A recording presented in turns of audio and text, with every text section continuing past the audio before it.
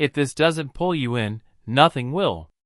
By the time the first lantern appeared beyond the frost-blinded window, former Navy SEAL Rowan Vance had already made two decisions he could never take back.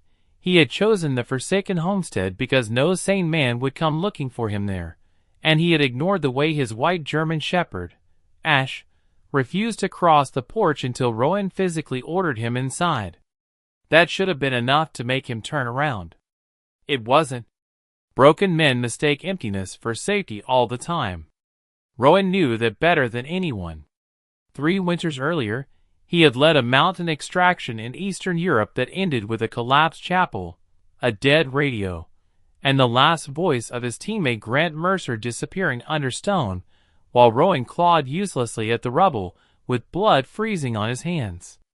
The Inquiry had called it a weather-compromised failure. The families called it bad luck. Rowan called it by the name that woke him at 3:14 every night, his fault. So when the VA counselor suggested rest, and his old commanding officer suggested a supervised recovery ranch in Montana, Rowan chose neither. He drove north into country where roads thinned into white scars, and the pines stood like black nails hammered into the hills. He found the homestead at dusk, a leaning 2-story structure crouched against the open winter plain, all gray boards, broken fencing, and a dead well half swallowed by snow. The place looked abandoned enough to satisfy the lie he'd come there to live inside. No neighbors. No cell signal. No voices. No memory except the kind he carried with him. But Ash had stopped dead at the gate, breath smoking hard, ears forward, body stiff as carved ivory. The dog was never theatrical. He didn't bark for ghosts, and he didn't growl for shadows. When Ash locked onto something, Rowan listened. Usually. This time, exhaustion won. "We're staying," he had muttered, shoulder driving against the swollen front door, until it gave with a crack that sounded too loud in the dead cold. Ash entered at last, but only after sweeping the threshold with his nose, pausing at the warped baseboards, and turning one long look back toward the empty snowfield as if memorizing the way out. Inside, the house smelled of old wood, iron dust, and a faint animal musk that should have belonged to mice or rot but didn't. Rowan lit the cast iron stove in the front room, checked the back windows, cleared the upper hall, and found exactly what he expected and nothing he wanted: 2 empty bedrooms, 1 collapsed pantry, a cracked lantern on a nail, old family photographs removed from the walls with neat pale squares left behind. Not looted in panic. Stripped with intention. Ash trailed him the whole time, but kept drifting toward the east side of the house, the side facing the buried barn and the dead orchard beyond it. Twice Rowan found him standing in the narrow upstairs room with one paw lifted, staring at the floorboards beneath the bed frame as if he could hear something under them. Twice Rowan told himself it was the dog adjusting to a strange place. By full dark, the wind had hardened. Snow hissed against the windows. Rowan sat at the kitchen table with a tin mug of bad coffee and a map spread under the lantern glow, though he wasn't reading it. He was staring at the place where the paper folded over a ridge line, while Ash lay under the table without sleeping, head up, eyes open, listening. That was when the first rehook hit him, not a sound, but the absence of one. The storm had been pushing steadily from the west for an hour, scraping the walls, nudging the loose shutters, making the whole old place murmur and settle. Then all at once the wind stopped. Not weakened. Stopped. The silence that followed was so complete Rowan heard the stove ticking as metal cooled, and the slow click of Ash's claws as the dog stood up under the table. Rowan looked toward the window over the sink. Beyond the warped glass, the night was just a black sheet over white ground. Then Ash gave a low, vibrating growl, nothing dramatic, just deep enough to tell Rowan there was now a reason for the silence. He rose without hurrying, because panic narrows the eyes, and his had spent too many years learning to widen first. He moved to the window, and wiped a circle through the frost with the heel of his hand. At first, he saw only the open field and the line of fence posts staggering into the dark. Then something warm flickered near the far corner of the orchard. A yellow point. A lantern. Rowan held still. The light moved once, dipped, disappeared behind a trunk, then returned farther left. Someone was out there. Someone carrying flame in sub-zero wind, walking the property line of a house that should have been empty. Ash barked once. Short. Warning. Rowan killed the kitchen lantern immediately. Darkness folded over the room, except for the stove glow. He crouched beside the wall and watched. Another light appeared. Then another. Not close together. Spread wide. Encircling. By midnight, 7 lanterns burned at different points around the homestead, some near the orchard, some near the broken paddock fence, one strangely still by the dead well as if someone had planted it there and stepped away. None of the figures carrying them came fully into view. Rowan caught pieces only, an arm in a heavy coat, the brim of a hat, the slow roll of light across packed snow. No voices. No engines. No obvious tracks reaching the road. Ash paced from window to window, then stopped dead at the front room hearth and looked up at Rowan with a tension that changed the whole problem. The dog was no longer tracking the lanterns outside. He was listening inside the house. Rowan felt the old mission calm settle over him like ice water. Exterior threat. Interior anomaly. Isolation. Limited visibility. He took the shotgun from the hooks by the door, checked the upstairs revolver from his pack, and moved room to room with Ash close to his knee. The boards answered under his boots with dry little sighs. The house seemed larger now than it had at dusk, as if darkness had added rooms between the walls. In the upstairs narrow room, Ash again went to the floor by the bed frame and scratched once, hard, then backed away, ears flat, eyes fixed on the boards. Rowan knelt, pressed his palm down, and felt it immediately. A faint pulse of cold air rising between 2 planks. A draft from below. He stared at the floor, mind moving faster now. Hidden cellar? Smuggler cache? Storm vent? The second rehook came from outside. A dull thump against the front door, followed by the dragging scrape of something wooden across the porch. Ash whirled and snarled toward the stairs. Rowan moved with him, descending fast but controlled, shotgun tucked tight, breath shallow. At the bottom landing he stopped. There, under the front door, a strip of yellow lantern light had appeared where none had been before. Someone was standing directly outside. Then 3 knocks sounded. Not loud. Deliberate. Human. Rowan did not answer. Neither did whoever was out there. For 5 full seconds, the only sound in the house was the stove breathing and Ash's growl deepening by the inch. Then a woman's voice came through the wood, weathered by age and cold, soft enough that Rowan had to lean slightly to catch it. "You shouldn't have lit the chimney." The voice chilled him more than a threat would have. Not because it sounded cruel. Because it sounded certain. He glanced at the side windows. The lantern by the well was gone now. So was the one by the orchard corner. They were moving again. Repositioning. "Who are you?" he called. No answer. Only a slow retreat of boot steps across the porch boards. Ash lunged toward the door, then snapped left and raced to the back of the house before Rowan could stop him. The dog hit the mudroom threshold and froze, hackles high, staring at the interior cellar hatch Rowan had written off earlier as warped and nailed shut. It wasn't shut now. It was standing open 2 inches. Rowan knew with absolute certainty he had not touched it.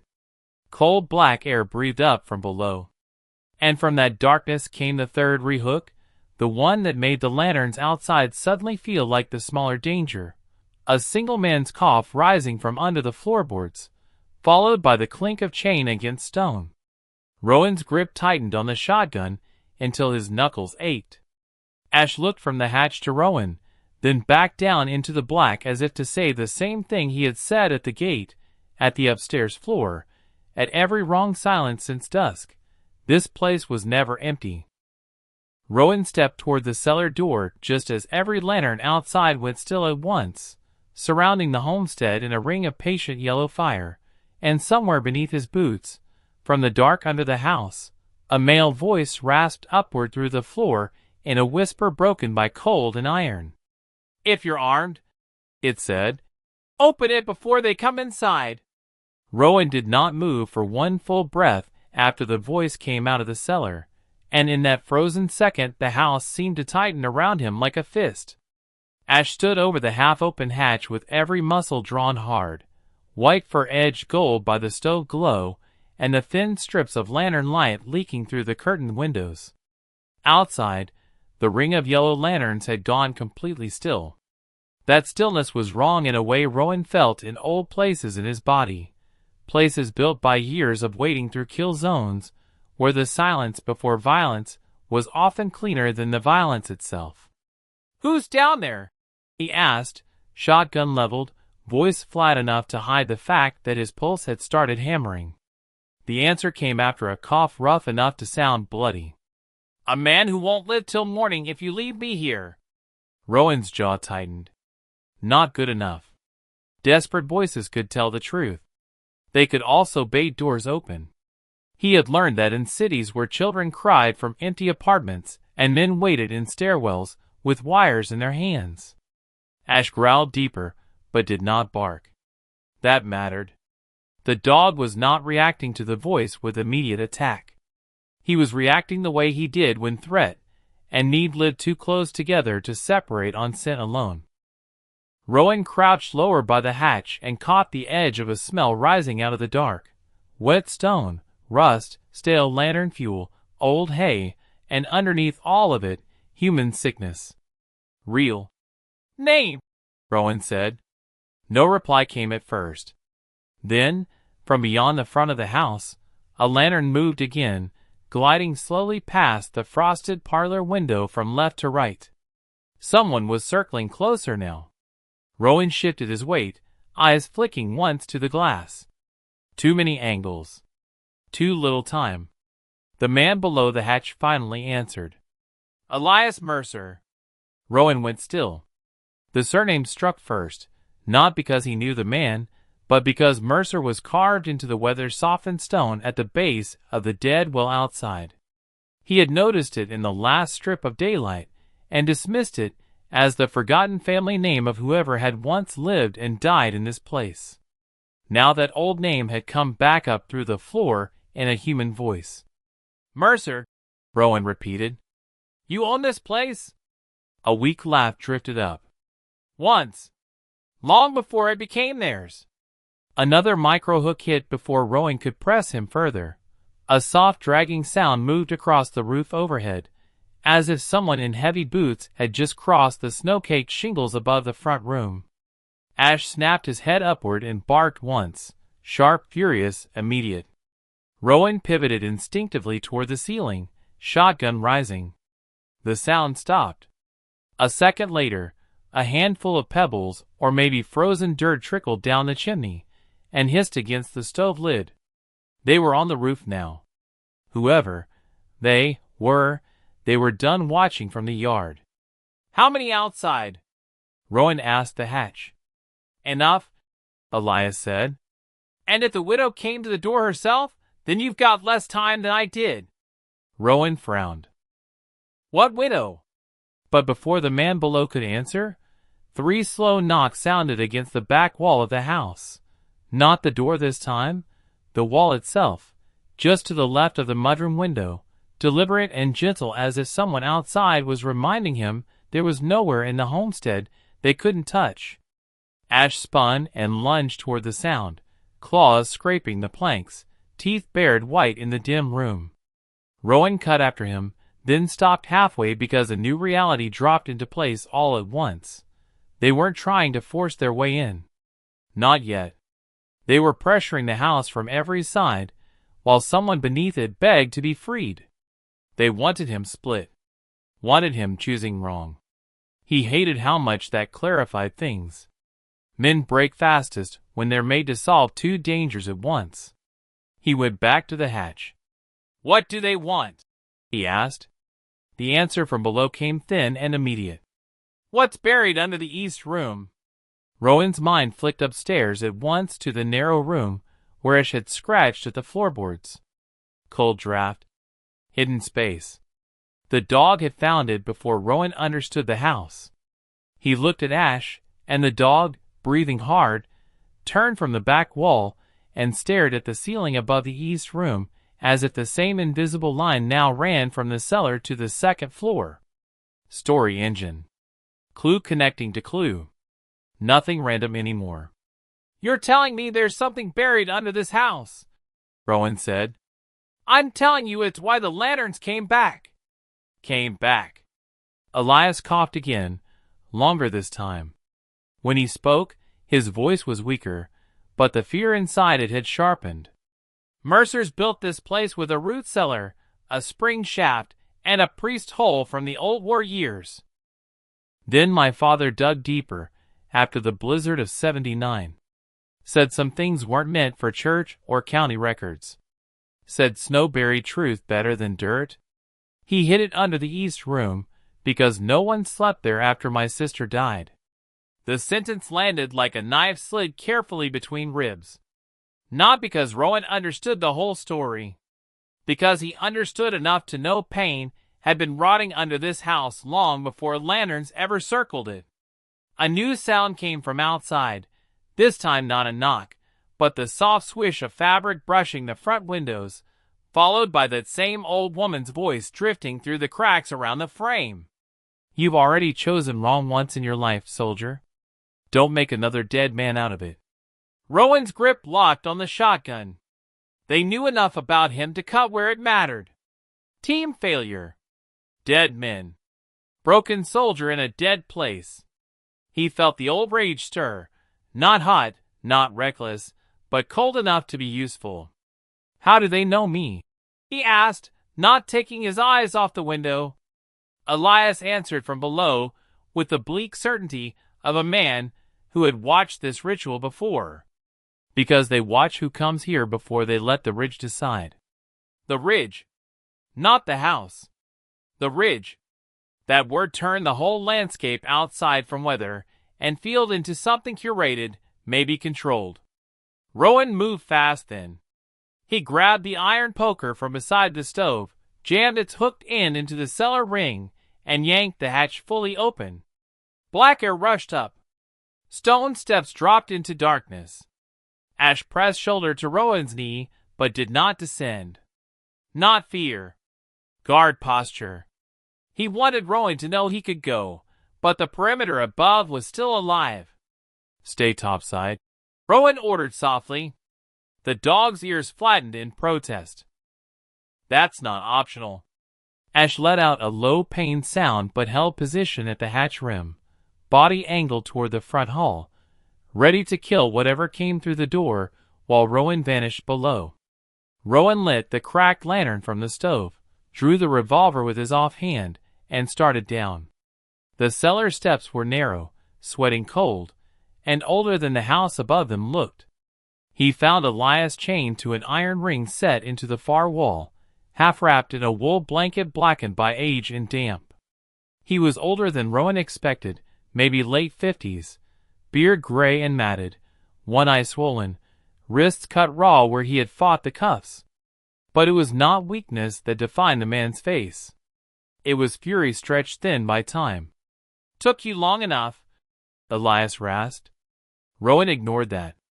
He swept the lantern wide. The cellar held old jars, broken crates, collapsed shelving, and, in the far corner beneath the east room line, a square section of newer stone patched into the dirt floor. Not ancient. Not original. Buried door. Hidden compartment. There it was again. Upper clue. Lower clue. Same axis.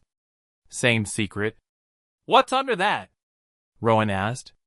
Elias followed the lantern, with a look Rowan could not quite read. "The reason Grant Hale died trying to leave this valley."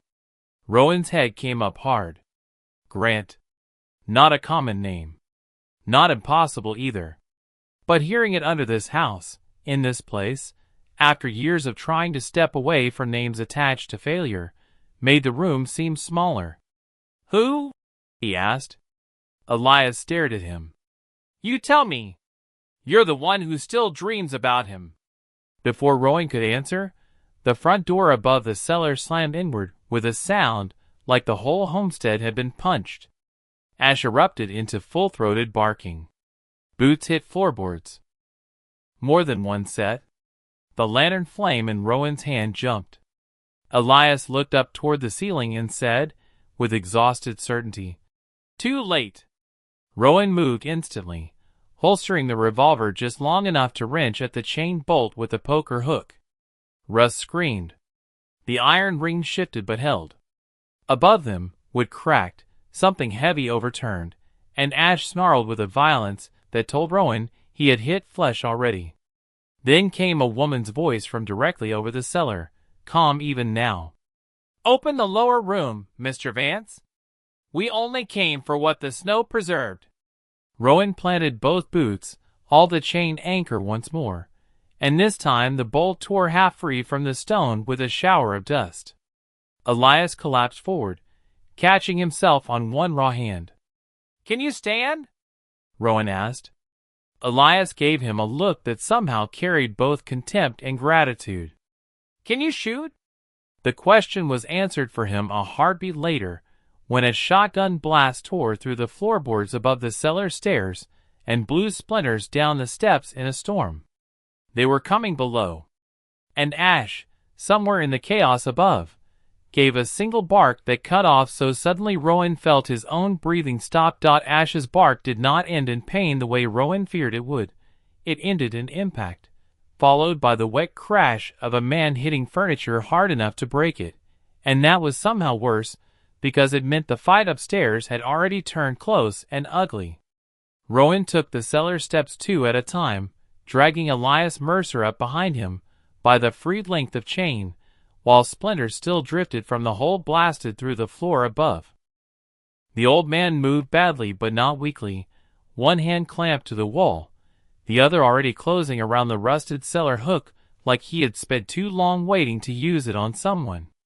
Halfway up, Rowan stopped dead. Boots moved across the kitchen overhead. Slow. Multiple. Lantern light leaked in strips through the cracked stair risers, swaying gold over the old wood. Then the woman's voice came again, calm enough to make the skin on Rowan's neck tighten. Find the east room. If the dog's still alive, kill it first. That sentence nearly sent him charging blindly up the stairs, but Elias caught his sleeve with surprising force. Not the stairs, he whispered. Priest gap behind the root shells. Rowan looked where the old man pointed. Half hidden behind a collapsed stack of jars and rotted bins, a narrow black seam ran up between the stone and the timber wall, barely wide enough for a man to turn sideways through. Another hidden route. Another house built around secrets instead of shelter. Above them, something heavy dragged across the floorboards. A wardrobe, maybe? Or a table shoved aside while they searched. Then came Ash's growl, lower now, angrier, alive. Relief hit Rowan so hard it was almost pain. He followed Elias through the priest gap, shoulders scraping stone, shotgun tucked tight across his chest, while lantern light licked through the cracks ahead in thin gold blades. The passage rose behind the kitchen hearth and ended at a warped plank panel with a thumb-sized knot hole burned half through from old heat. Rowan put one eye to it and felt the whole room sharpen into threat. 3 figures were inside the kitchen. 2 men in heavy winter coats with storm hoods, both carrying lanterns low and long guns slung ready but not raised. And between them, standing with one gloved hand on the table where Rowan had left his map, was the woman from the door. She looked older than either man by 20 years, maybe more, but not fragile. Her hair was white and braided tight under a dark wool scarf, her face narrow and cut deep by weather and certainty, and her eyes, when she turned slightly into the stove glow, were the exact kind of eyes Rowan had seen on interrogators, cult leaders, and officers who mistook calm for moral authority. Widow, Elias had called her. She did not look like grief. She looked like ownership. Ash was across the room by the front hall, one shoulder dark with blood where something had clipped him, body low over a man on the floor who was still moving just enough to be dangerous. The shepherd had one paw planted on the man's chest and his teeth inches from the throat, not finishing him, because the dog kept waiting for Rowan's command even now, even bleeding, even while strangers with lanterns filled the kitchen. That kind of loyalty could break a man if he let himself feel it at the wrong time. Rowan didn't. Not yet. "He was alone when he came in," one of the lantern men said. "He can't have gone far." The widow's gaze drifted toward the staircase. "He's still in the house." Then she did something that turned the whole scene inside out. She reached into her coat, drew out a small tin photograph case, opened it, and set it on the table beside Rowan's map. Even from the knothole, Rowan saw the image clearly enough in the lantern spill to stop breathing for one ugly second. A much younger Grant Hale stood in the picture beside a teenage Elias Mercer, and a dark-haired girl Rowan had never seen before, all three in front of this same homestead under summer light. Grant looked maybe 17, smiling the way he had not smiled in any of Rowan's adult memories, one arm around the girl's shoulders like family. Rowan's mind buckled around the implication. Grant Hale had been here. Not on a mission. Before the Navy. Before the chapel collapse. Before Rowan ever knew him. The widow touched the photograph with one gloved finger and said, "He came back for what he buried. The new one will do the same." Elias went rigid behind Rowan. Not fear. Recognition so bitter it had gone still. Rehook. New clue. Old relationship. Everything tightening. Rowan pulled back from the hole just as Ash finally moved, surging off the wounded man and barking once toward the stairs. Both lantern men turned. The widow didn't. She only smiled the smallest amount and said, "There. The east room." She already knew. They all moved at once, boots pounding the hall, lantern light swinging up the staircase, floorboards crying under their weight. Rowan did not wait for Elias this time. He shoved the panel out from the priest's gap and came into the kitchen at a run, crossing to Ash in 3 silent strides. The dog hit his leg hard, not from fear but to anchor. Rowan saw the blood on Ash's shoulder, saw the shallow groove where a blade had missed the artery by inches, and gave the smallest touch to the dog's neck before both of them turned up the stairs together. Elias came limping after them with the cellar hook and the freed chain wrapped once around his fist like he meant to make a weapon of the years they had stolen from him. By the time Rowan reached the upper hall, the attackers were already in the narrow east room tearing it apart. One lantern hung from the bedpost, throwing wild moving shadows over stripped walls, and the warped floor Ash had scratched it since dusk. One man was on his knees prying up boards with a crowbar. The second covered the door with a shotgun. The widow stood at the window looking out over the orchard as if checking for something in the dark rather than fearing anyone inside. "It's deeper than the floor cavity," the crowbar man said. "Stone under plank." "Break it," the widow replied. That was enough. Rowan fired first. The shotgun man went backward into the dresser, lantern light spinning with him. Ash launched at the second before the crowbar even hit the floor, and the room turned violent in the cramped way old houses make violence worse, with splintering, boots slipping, breath and fur and blood all too close to separate cleanly. Elias came through the doorway with a sound Rowan had never heard from a human throat before, and swung the length of chain into the crowbar man's jaw so hard the man collapsed under Ash's weight without another word. The widow did not scream. She did not even flinch much. She stepped back from the window, one hand already inside her coat, and said, almost sadly, "Grant should have burned this room when he had the chance." Rowan leveled the shotgun at her chest. "Don't reach." She stopped. Her eyes moved from him to Elias, then to the raw patch of floor where the boards had already been torn up. "You still don't know what he hid from you," she told the old man. Elias's face seemed to cave inward around the fury. "I know enough." "No," she said. "You know the part that left your sister in the snow." That landed hard.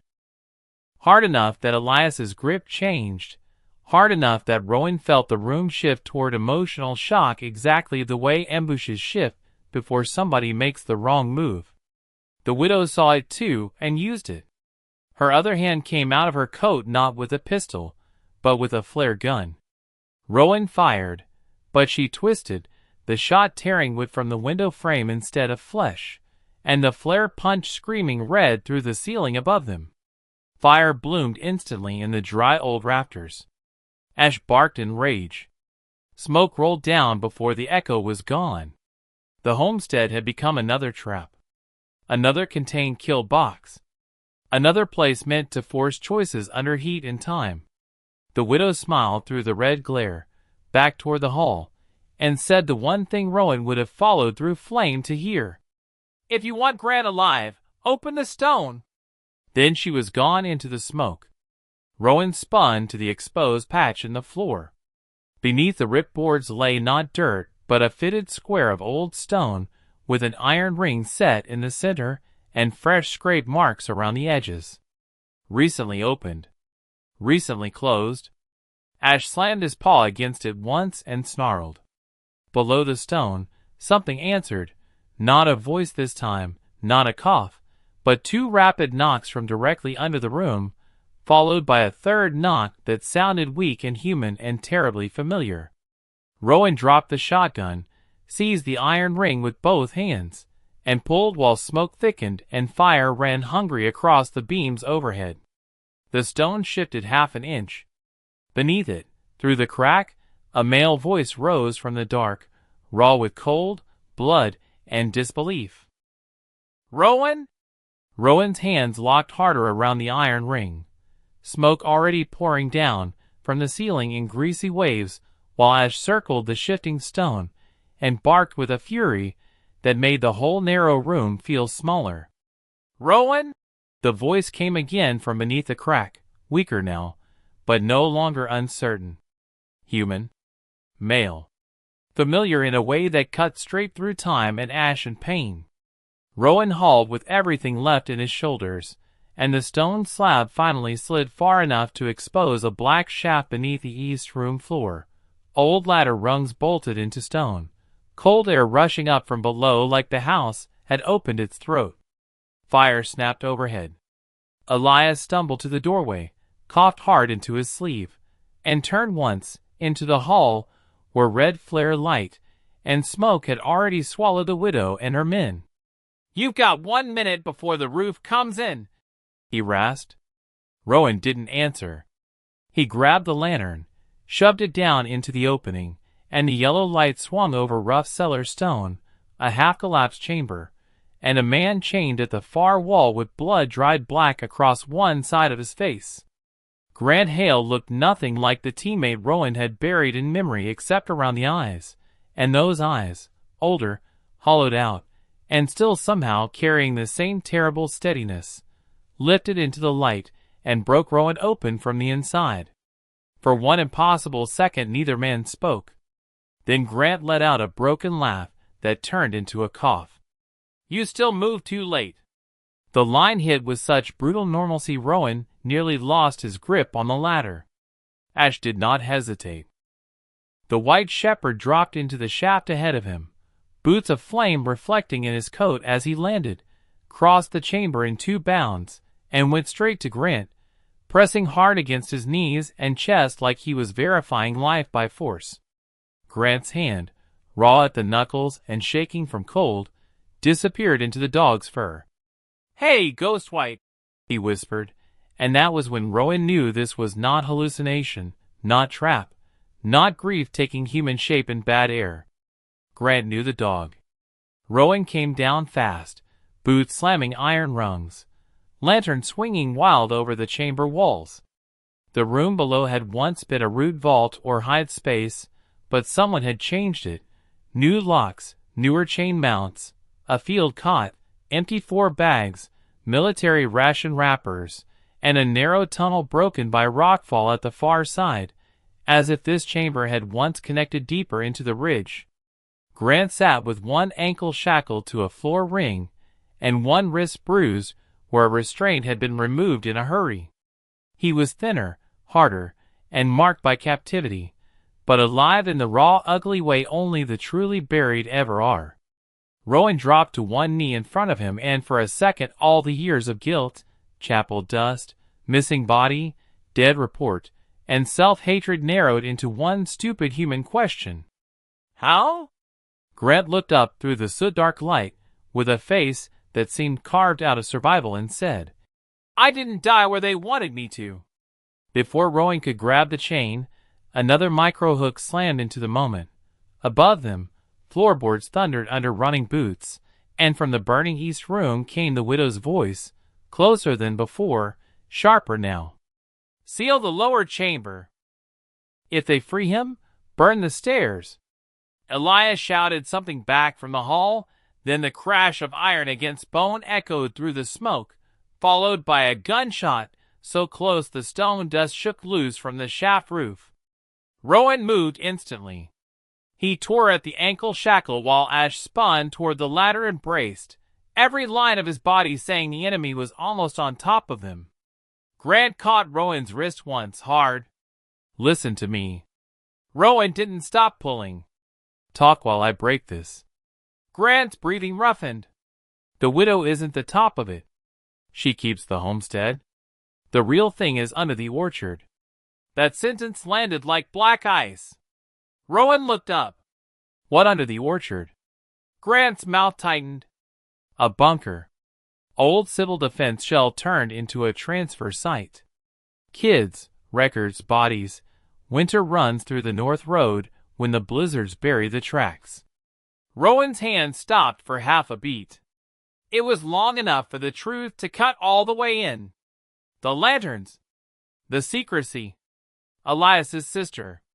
This dead homestead chosen because it was no longer just a house. It was cover. They kept you alive for that? Rowan asked. They kept me alive because I found the ledger and hid half of it before they caught me. Grant's eyes cut toward the fallen stone behind Rowan. It's not under this room anymore. Elias moved it after the first snow. Another shot cracked overhead. The staircase gave a splintering groan.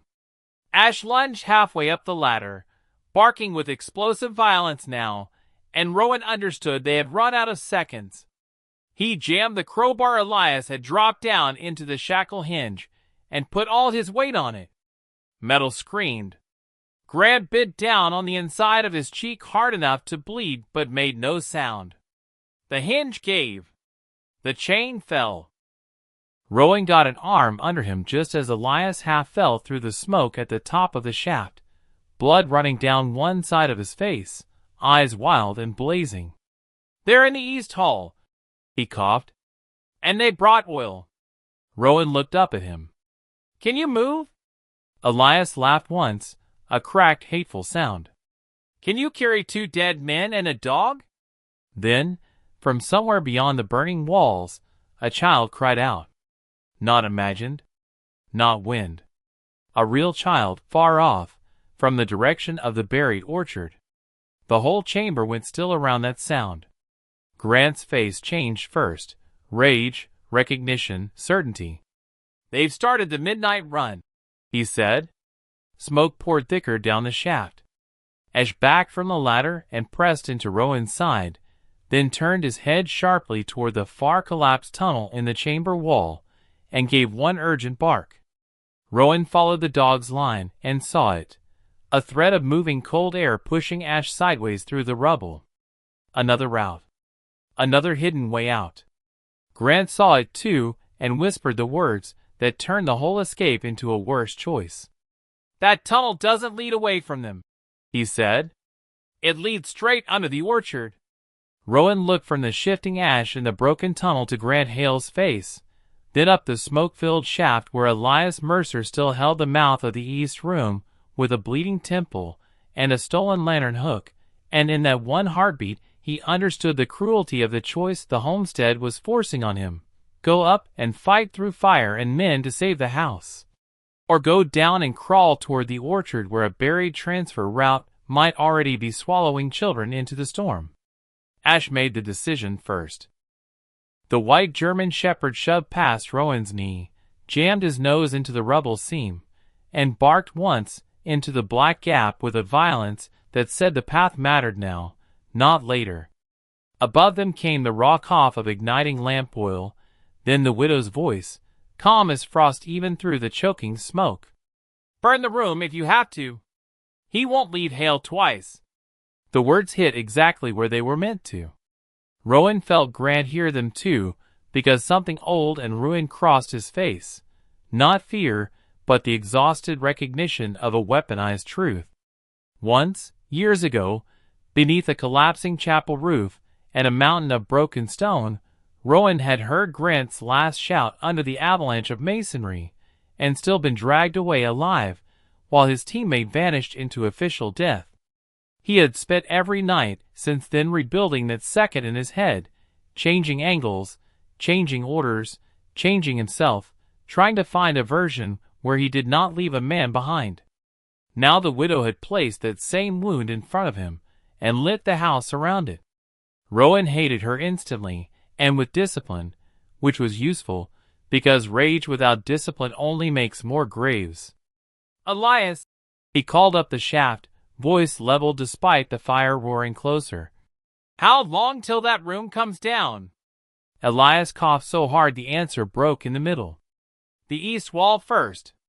Roof after. Less than 2 minutes if the rafters catch clean." Not enough. Never enough. Grant forced himself upright on the freed ankle, one hand on the stone wall, the other buried in Ash's fur for balance. He looked like a man stitched together from cold, hunger, and refusal. "The tunnel runs under the spring line," he said.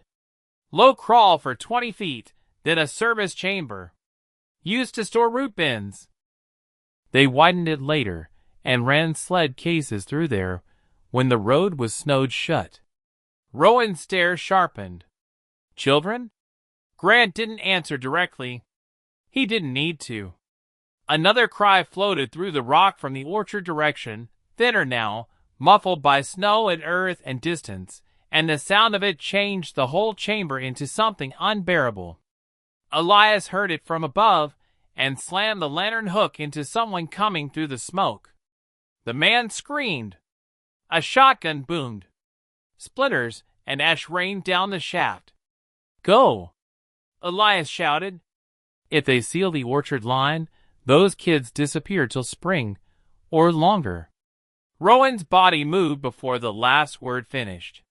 He grabbed the fallen crowbar, kicked loose 2 more stones from the collapsed seam, and widened the tunnel mouth enough for Ash to vanish into the dark with a white flash of fur and teeth. The dog's movement was so certain it made the earth itself seem slower than him.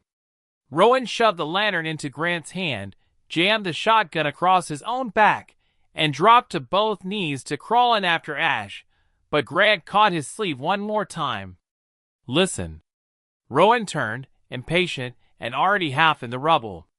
Grant's eyes held in the dirty light with a fever-bright intensity that told Rowan the next words cost him more than the chain ever had. "The ledger I hid isn't paper anymore. Mercer converted the names to metal tags after the first raid.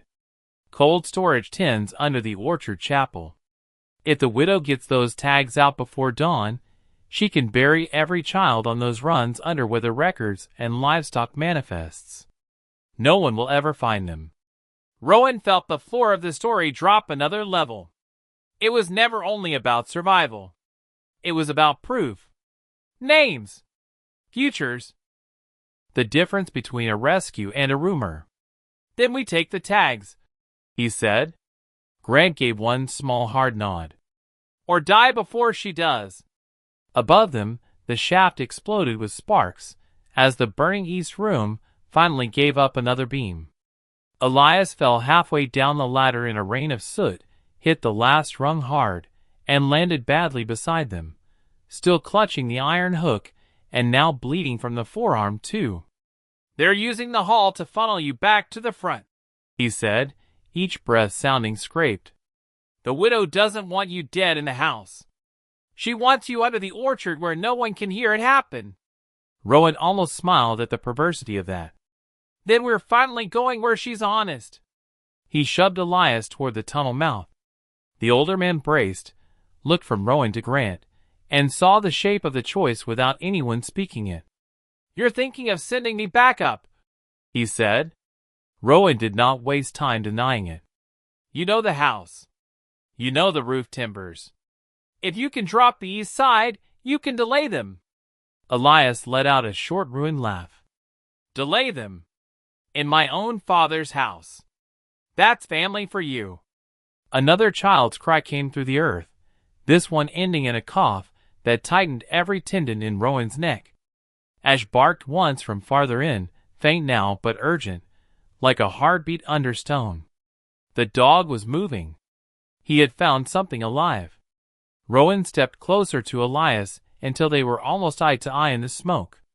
"Do you want them in that tunnel behind us?" Elias's face emptied of every other emotion. He turned toward the shaft, looked up into the burning room, where the widow's men were regrouping in the orange smoke, and then back toward the crawl space leading under the orchard. When he spoke, the old fury had gone still and cold. "No," he said. "I want this land to choke on what it's hidden." He pressed the lantern hook into Rowan's hand and kept the revolver Grant had stripped from one of the men upstairs. "There's a beam over the stairwell cut half through from rot. One shot will bring the rest." Rowan took that in, then nodded once. He turned to Grant. "Can you crawl?" Grant grimaced, tested the freed leg, and said, "Not well. Good enough." He did not say the other thing, the thing between them like a buried wire. "I already left you once." Grant read it anyway. His mouth tightened in something like pain and humor together. "You leave me now," he said quietly. "I'll crawl after you just to make your life worse." Rowan's breath almost broke into a laugh. Almost. Instead, he jammed his shoulder under Grant's arm, lifted enough of his weight to matter, and pushed him into the tunnel while Elias climbed the ladder back toward the house that had turned into a torch above them. The separation hurt more than Rowan expected. Not because Elias had become family or even trust. Because men choosing different fronts in the same fight always sounds like a smaller version of goodbye. Ash barked again farther on. Rowan dropped into the crawl behind Grant, dragging the shotgun and pack through wet dirt, stones scraping his knuckles raw while smoke followed them through the broken seam like a living thing. The tunnel was exactly what Grant had promised and somehow worse. First a root-choked crawl space where the ceiling pressed so low Rowan had to turn his face sideways to breathe, then a narrow channel of packed clay and old timber braces slick with seep water, then finally a sunken storage passage where the floor fell away into icy runoff. Ash waited at the first widening with his body angled toward the dark ahead, and his ears pinned to a sound Rowan could not yet separate from the rush of water. In the lantern spill, the walls changed. The old handset stone of the homestead gave way to poured concrete patched over with newer metal framing, the kind of ugly adaptation people make when something agricultural becomes operational. Grant saw Rowan clock it and said between hard breaths, "They started with cellars and root bins. Then Mercer's father built the covert bays under the orchard chapel after the freeze year. Smuggling first. Bodies later. Kids after that." Rowan's jaw locked. "And you?" Grant's face tightened in the swaying light. "I came back after the Navy because I saw a name on a transport tag in Bosnia that belonged to a girl from this valley. Same mark. Same ledger code. I thought it was one loose route. I was wrong. Rehook. New clue. New guilt. Same mountain of rot under different winters. Before Rowan could answer, Ash moved suddenly, hackles high, then wheeled and came back to press his nose against Rowan's chest. Warn. Not forward. Above. Rowan killed the lantern with his thumb, and all at once the passage dropped into black except for the faint red seep of firelight filtering through floor cracks overhead, and the cold blue wash of snow reflection at the far end. Then he heard it, footsteps directly above them, muffled through old boards and frozen earth, pacing the orchard line. Lantern carriers repositioning again. One light shaft slid through a seam in the ceiling, then another, crossing slowly as men or women above searched the ground while Rowan, Grant, and Ash held themselves motionless under their boots. Grant's breathing roughened. Rowan clamped one hand over the man's mouth without ceremony and felt him go rigid in understanding. Through the dirt came the widow's voice, close enough now to make the soil feel thin. "He'll take the spring tunnel," she said. "He always chooses the route that sounds like salvation." Another voice, male this time, answered from farther left. "And if Hale's with him?" The widow's reply came without pause. "Then the soldier gets his miracle just in time to watch it die." Ash's growl trembled under Rowan's hand before he eased it into silence with the barest pressure on the harness strap. Every nerve in him wanted to move, to shoot through the ceiling, to end the old woman's voice forever. But motion here would turn the tunnel into a grave, and the children beyond it into numbers. So he held. Lantern light crossed overhead once more, then drifted away toward the deeper orchard. The footsteps thinned. Snow settled. Rowan took his hand from Grant's mouth. The other man inhaled once, controlled, and whispered, "She knows the tunnel system better than I do now." Rowan nodded into the dark. "Then we stop following the route she expects." He relit the lantern only enough to get them moving and pushed on with renewed speed. The storage passage opened at last into a low chamber beneath the orchard itself. A root room converted into a transfer prep bay, with broken sled runners stacked in one corner, straw blackened by age in another, and on the far wall a row of empty hooks beneath faded chalk numbers. One hook still held a child's wool cap crusted with old mud. Another held a leather tag punched with a number and the letter M. The sight of those hooks, so orderly and ordinary in their cruelty, nearly knocked the breath out of Rowan. Grant saw it too and turned away first, maybe for Rowan's sake, maybe for his own. In the floor at the center of the bay sat a trapdoor reinforced with iron bands, newer than everything else around it, and from beneath it came a soft metallic clinking and the unmistakable rhythm of a child trying not to cry too loudly. Ash went straight to it and pawed once, then twice, then looked up at Rowan with an urgency that stripped every remaining doubt from the room. Below the trapdoor, someone small whispered through cold metal and darkness, "Please don't leave again." Rowan dropped to the trapdoor so fast his knee cracked against the frozen concrete, and he barely felt it. Ash was already there, white fur bright in the lantern light, claws scraping the iron bands, body low and shaking with the effort of not tearing the whole thing apart.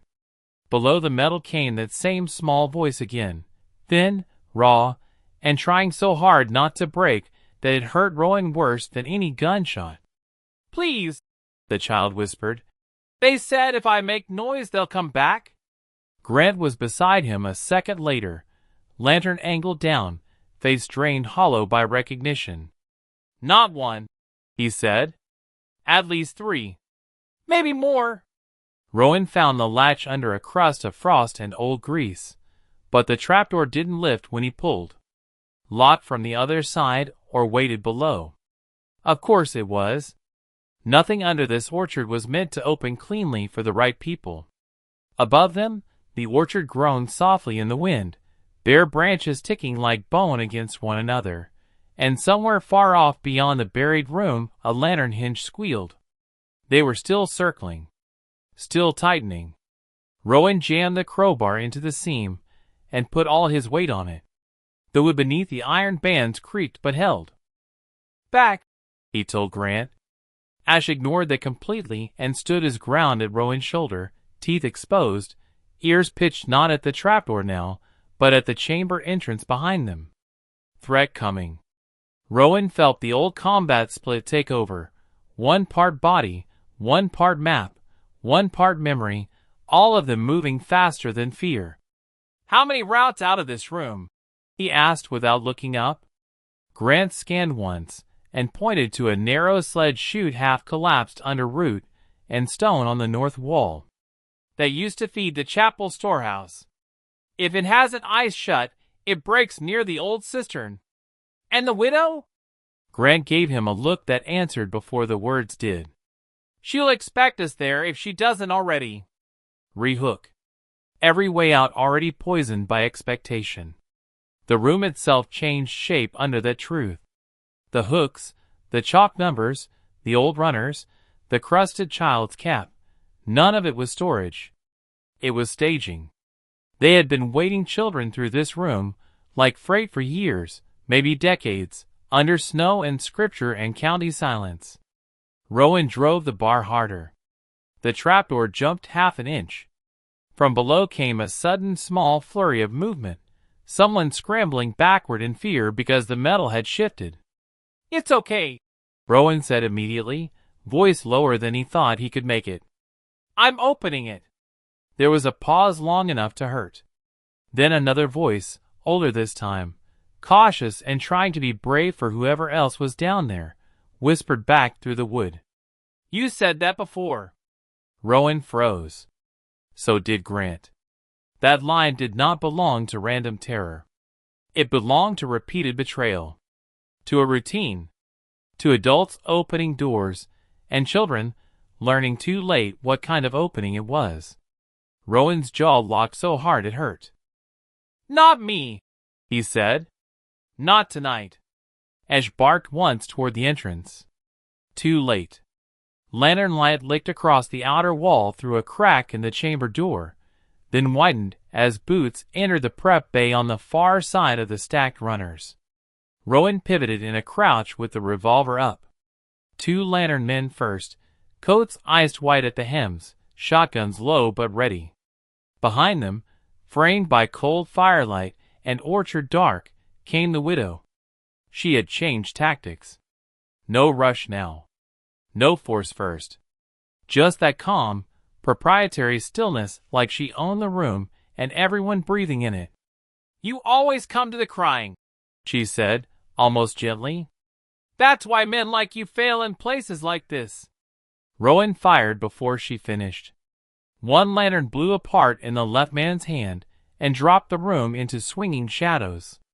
Ash launched through them. The dog hit the second man high and sideways, driving him into the chalk number wall hard enough to snap old hooks loose in a burst of rust and with splinters. Grant moved too, faster than a half-starved man should have, taking the broken lantern frame and smashing it into the first attacker's wrist before the shotgun could rise. The widow stepped back, but not far, coat opening just enough for Rowan to see the holstered pistol under the shawl, and the old scar running from jaw to throat where some other unfinished story had once tried to kill her. She did not draw. Instead, she looked past Rowan to the still jammed trapdoor and said, "If you open that now, they die in the crossfire." It was a lie and it wasn't. The children below were real. The danger was real. The timing was the weapon. Rowan hated how cleanly she understood him. Ash proved more useful than any thought.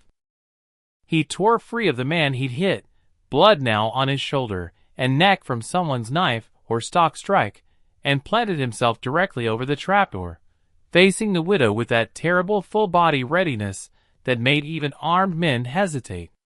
He was no longer just guarding Rowan. He was guarding whatever was under the floor with the absolute conviction of a creature that had already chosen the side of innocence and would not move again. That one image reset the room. Grant saw it. Rowan saw it. The widow saw it too, and for the first time something like real anger flickered through her composure. "That animal was supposed to die on the Ridge Road," she said. Rowan's focus narrowed. Then you've been playing this since before I reached the house. Her eyes moved to him and stayed there. The broken always choose places they think are already dead. Another micro-hook dropped in hard. Ridge Road. Planned. They had not merely reacted to his arrival. They had guided it. Watched him choose the forsaken homestead because they knew grief would make him mistake isolation for shelter. Grant heard it as clearly as Rowan did. You tracked him here? He said. No, the widow replied. We left the lane open and let his guilt do the rest. The words almost broke the room apart. Rowan felt the old failure, the chapel, the years of trying to disappear from himself, all pulled into a single line and tightened around his throat. She had turned his pain into a route map, used his need to vanish to bring him exactly where she wanted him. But the thing that stopped rage from ruining him was the same thing that had saved Pike on Black Ridge and warned at every wrong silence since dusk. Ash. The dog did not break eye contact with the widow, did not shift, did not even blink. And in that impossible steadiness, Rowan found his own. He lowered the revolver half an inch, not surrender, recalculation, and kicked the overturned sled runner with all his strength into the shattered lantern fuel. Oil flashed. Fire ran low across the frozen floor between him and the widow in a fast, dirty wave, forcing the lantern men back and turning the prep bay into its own little inferno. Ash moved only when Rowan told him. Hold. The dog held. Grant, reading the opening, slammed the chamber door into the first man's shoulder and buried the cellar hook into the frame brace, jamming it crooked enough to buy seconds, maybe more. The widow retreated through smoke, not panicked, not beaten, but re-angled. The chapel chute, she called to someone beyond the door. Cut them off at the cistern. Then she vanished from sight. Rowan did not chase. That was the re-hook within the fight. She wanted movement. Wanted them predictable. He turned back to the trapdoor and drove the crowbar into the latch housing one last time. The old wood cracked clean through. The door lurched up. Black air, straw dust, and child fear rose together from the space below. Lantern light spilled down onto 3 children huddled in a pit barely taller than a coffin stand. 2 girls and a boy, all layered in old blankets, eyes huge, one of them clutching a tin spoon like a weapon. The oldest girl, maybe 10, put herself in front of the others even now. Don't touch them, she said, voice shaking. Rowan set the bar aside and got down on one knee, so he did not tower over them. Ash, without being told, dropped his head to the trapdoor edge and let the girl smell him first. Her face changed before anything else in the room did. Not safety, but the first crack in terror. He's okay, Rowan said. And if he says you come up, you come up. Grant crouched beside him, wincing as the freed ankle protested, and held the lantern where the children could see a human face without being blinded by it. How many more? He asked softly. The little boy answered this time, barely audible. 2 went with the widow to the lantern room. Rowan and Grant looked at each other. Lantern room. Another chamber. Another layer. Mystery deepening exactly when rescue should have simplified it. The oldest girl pointed upward through the smoke-black opening. They said if the storm got worse, they'd move the tags before the children. Grant's expression went white under the grime. The ledger tags. Rowan felt the whole shape of the night reassemble around that fact. Children. Names. Proof. Routes. If the widow got the tags out through the chapel chute, then even saving the 3 in front of him would not save the others already buried in paper and snow. Failure widened again, deeper, crueler, bureaucratic this time. He helped the children out one by one, Ash steady at the opening, the dog lowering his body, so the smallest could grip the harness if they needed to. When the boy touched that white fur, he finally started crying for real. Not loud. Just enough to make the prep bay feel human again. Rowan handed him to Grant and listened. Through the jammed chamber door came shouts, boot impacts, the widow reordering her people toward the chapel line. Through the north chute came a faint current of colder air, and the far-off moan of storm through buried stone. 2 routes. One to living children still missing. One to the ledger tags that could save them all or bury them forever. The emotional peak of the part came not from the noise, but from the quiet sentence the oldest girl spoke while gripping Ash's ruff with numb fingers. "If you go after the names," she whispered, "they'll take my sister." Rowan closed his eyes for one fraction of a second, then opened them on the only truth he could still stand inside. "No," he said. "Tonight we stopped letting them split the rescue." And as the fire crawled up the prep room wall, and the widow's men began chopping at the jammed door from the other side, Ash turned toward the north chute, body rigid, listening to something moving fast beneath the orchard chapel that was either their last chance, or the next trap waiting to close. Rowan did exactly what the widow believed he could not do. He refused to separate the names from the children. That choice changed the shape of the night. He shoved the 3 rescued kids behind Grant, pointed at the north chute, and said, "Nobody slows down for fear. Only for breathing." Then he looked at Ash. The white German shepherd had gone statue still at the mouth of the buried passage, for ghost bright in the firelight, every muscle locked on something moving beneath the orchard chapel. Not circling. Approaching. Fast. Rowan killed the remaining lantern, plunged the prep bay into a red-black flicker from the burning wall, and drove the small group into the chute just as the jammed chamber door behind them splintered inward under axe blows. The north passage was tighter than the cellar crawl and colder by a degree that felt unnatural, a buried wind tunneling straight through old stone and frost-glazed timbers. Ash took point without hesitation, then doubled back twice to touch the oldest girl and the small boy with his muzzle, as if counting them the way Rowan had counted living men in smoke and dark for half his life. Grant came next, half carrying the youngest child on one hip despite the chain bruises and the wrecked ankle, while Rowan brought up the rear with the revolver in one hand and the crowbar in the other, listening to the sounds behind them multiply, boots, shouting, the widow's voice somewhere farther back ordering them not to shoot the tunnel supports. That mattered. It meant the passage led somewhere they still needed intact. Rehook. New information hidden inside command discipline. The chute dipped hard, turned under a sagging root ceiling, and opened into a stone throat wide enough for Rowan to stand in a crouch. Here the old architecture changed again. What had begun as crude agricultural tunneling gave way to something more deliberate, reinforced brickwork mortared over natural rock, iron rings at shoulder height, thence slits cut into the ceiling at measured intervals, and on the wall, barely visible under soot and decades of damp, chalk marks like tallied lines interrupted by names written once and crossed out later. Rowan's lanternless flashlight beam found one of them long enough to make his stomach drop. Mercer. Another beside it, Hale. Another, Bishop. Not family records. Not farm marks.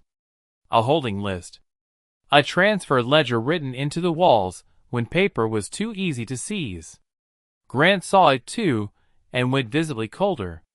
"They brought people through here long before me," he said.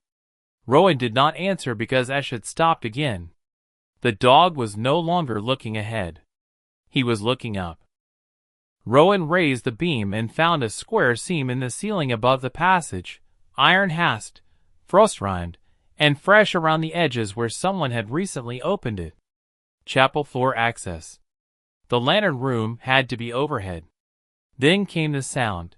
2 children crying muffled through old boards, and beneath it the widow speaking in the same soft, patient cadence she used at doors and through smoke, telling someone above them to hold still, to stop fighting, to remember what happened to people who made winter harder than it had to be.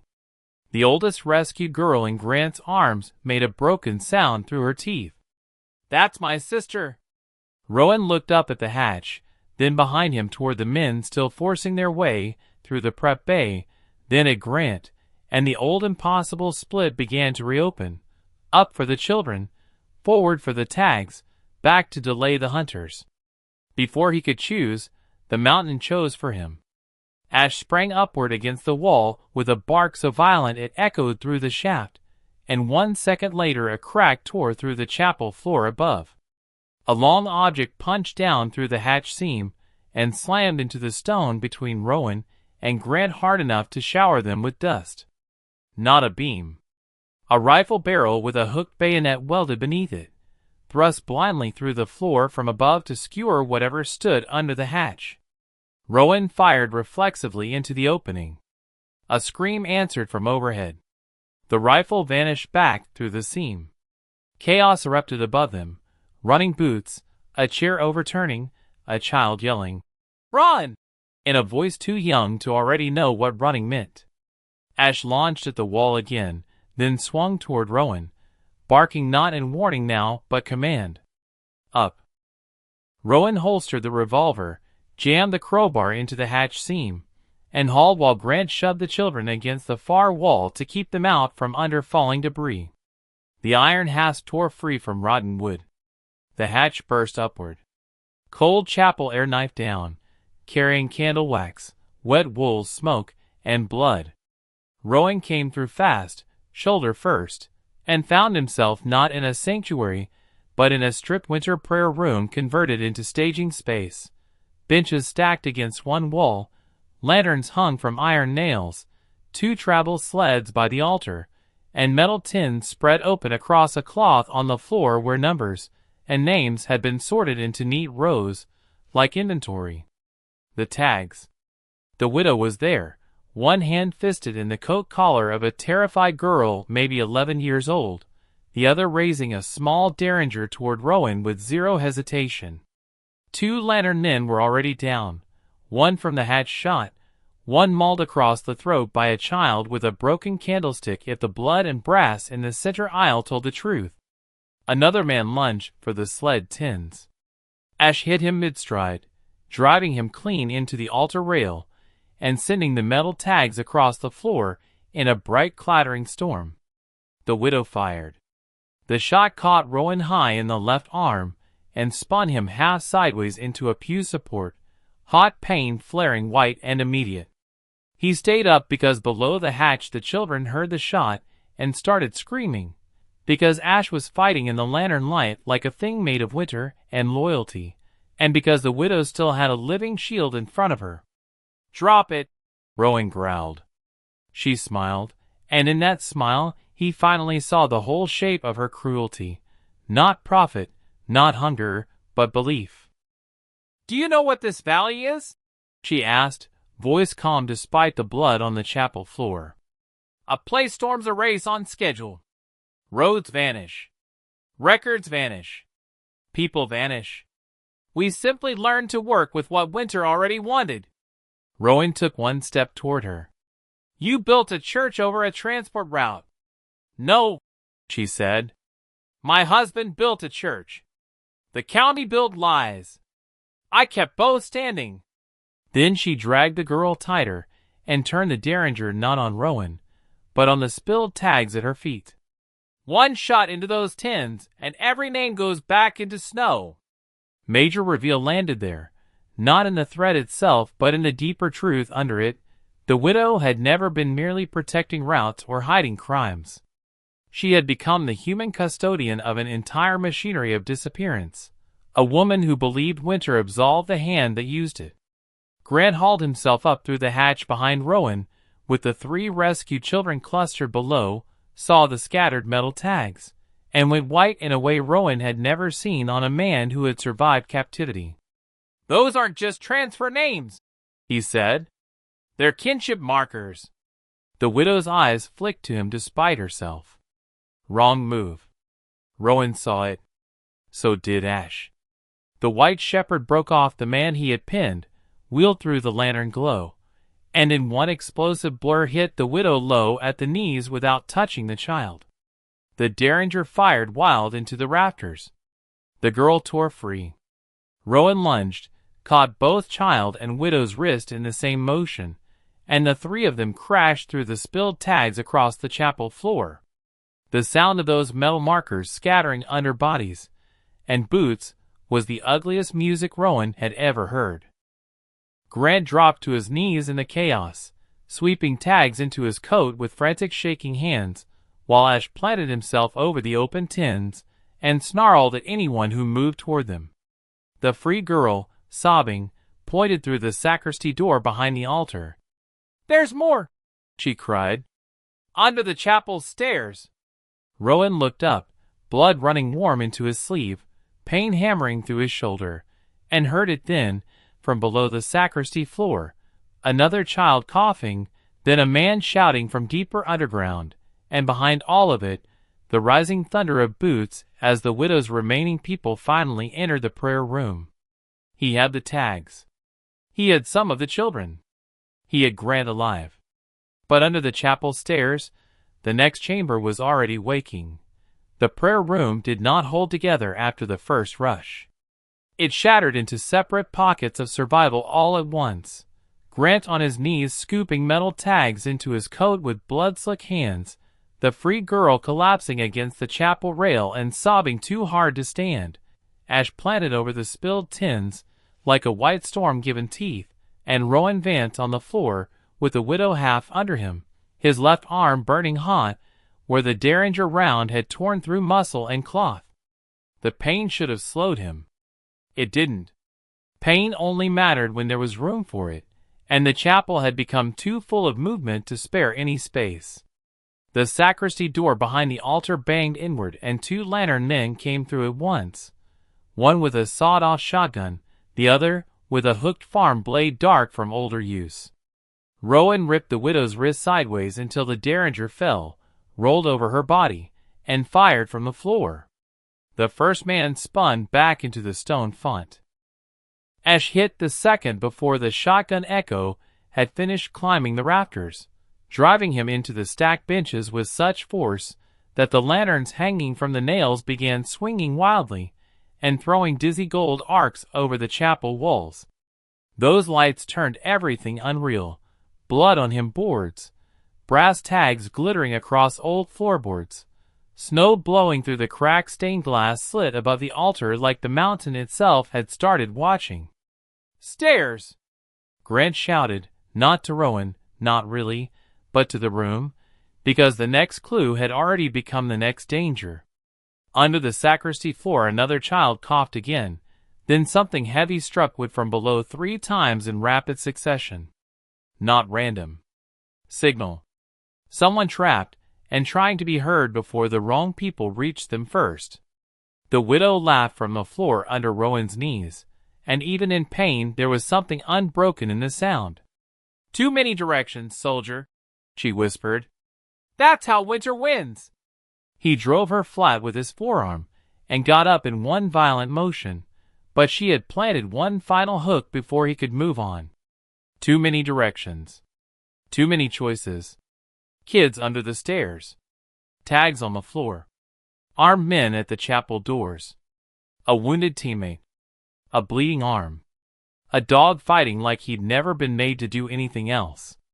This was how rooms killed people like Rowan, not with one bullet, but with divided duty. He refused the division. "Grant, tags and children," he snapped. "Nothing gets left." Then he kicked the fallen derringer across the room, caught the free girl by the shoulder, and shoved her toward the open hatch in the prayer room floor, where the first 3 rescued children still huddled below with terror written all over their faces. "Down the ladder." "Stay with Elias." "She didn't move at first, shock petting her harder than fear." Ash solved it. The dog broke from the man he'd put into the benches, trotted straight to the girl, pressed his muzzle into her stomach once, and then turned toward the hatch. "Go!" She obeyed him faster than she had obeyed Rowan. That did something to the whole room. Even Grant, half wrecked and gray under the lantern swing, gave one sharp nod as if the dog had just clarified the only command structure left worth trusting. But the widow had not spent years surviving winters and secrets by waiting for men to get organized. She rolled under the altar rail, came up with a shotgun Rowan hadn't even seen hidden there, and fired at the floor. The blast ripped through the spilled tags, punched splinters from the boards around the hatch, and sent the 3 children below screaming into the stone chamber under the chapel. For one cold instant Rowan thought she had shot through into them. Then he saw the real point. She hadn't aimed to kill. She had aimed to scatter the names. Tags flew everywhere, skidding under pews, bouncing down the hatch stairs, vanishing through cracks in the floorboards. Proof turning into chaos. Grant lunged after them with a sound Rowan had last heard under the chapel collapse in Europe, the sound of a man trying to stop history from becoming rubble. The sacristy door burst wider. More boots. More lantern light. More men. One reached the chapel stairs with a hooked chain clearly meant for live capture, not clean killing. Rehook. They still needed some of the children alive. Rowan met him halfway with the crowbar and felt bone give under the strike. The chain man dropped. A second attacker slammed Rowan into the nearest pew hard enough to light his wounded arm on fire again. The shotgun nearly fell from his right hand. Ash saw the hit and came over the pew like a thrown thing, white fur streaked with blood and soot, driving his full weight into the attacker's side and sending both of them into the hem rack in a crash of wood and brass. The widow was already moving for the sacristy. Rowan understood then what the room itself had been trying to tell him. The tags mattered, yes, but whatever was under those stairs mattered more to her. He could not let her reach it first. "Grant!" he roared. "With me!" But Grant didn't answer immediately because he was on hands and knees by the shattered font, staring at one recovered metal tag in a way that made the whole room tilt.